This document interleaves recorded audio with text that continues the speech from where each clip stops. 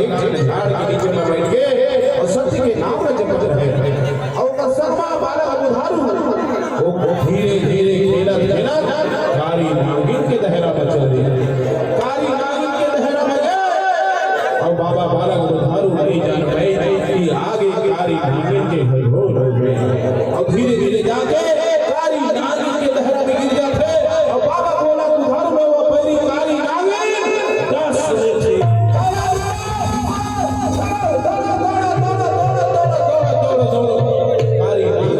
कारी नागिन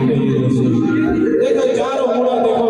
देखो देखो घासी ने बनाए बाबा घासी हो कारी नागिन के पैर के सांप के जहर निकाले वो सांप ने पैर पकड़े आओ बात दीवार भाई पकड़ के चारों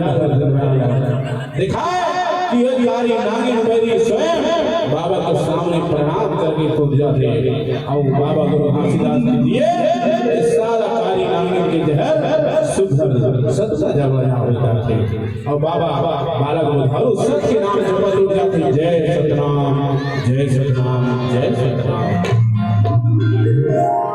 ये देखो ये बना दिए बाबा